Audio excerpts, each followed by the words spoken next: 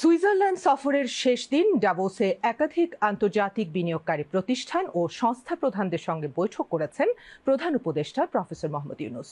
World economic ফোরামের বার্ষিক সম্মেলনের সাইডলাইনে এসব বৈঠক অনুষ্ঠিত হয়, যেখানে আলোচনায় প্রাধান্য পায় পারস্পরিক স্বার্থ সংশ্লিষ্ট বিভিন্ন বিষয়, বিশেষ করে বাংলাদেশে বড় পরিসরে বিনিয়োগের বিষয়টি। এদিকে ডাভোসে 4 দিনের সফর শেষে আগামীকাল দেশে ফিরছেন প্রধান উপদেষ্টা প্রফেসর মোহাম্মদ ইউনূস। স্থানীয় সময় শুক্রবার রাত 10টায় ঢাকার উদ্দেশ্যে তাঁর জুরিক ত্যাগের কথা রয়েছে। ডাভোস থেকে আমাদের বিশেষ প্রতিনিধি মোহাম্মদ খোরশেদ আলমের পাঠানো তথ্য ভিডিও চিত্রে বিস্তারিত শামসুল আলমের প্রতিবেদনে। সফরের শেষ দিন দাভোসে বেশ কিছু কর্মসূচিতে যোগ দেন প্রধান উপদেষ্টা professor Mohammad Yunus.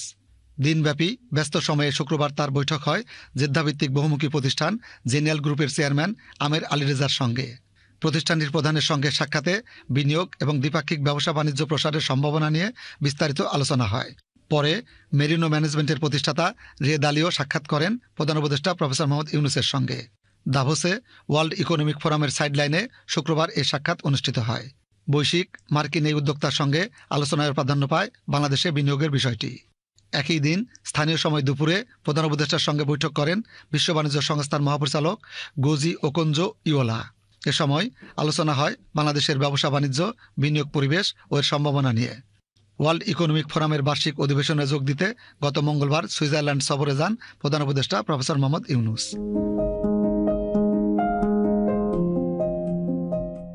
Shamsul Alam, BTV news.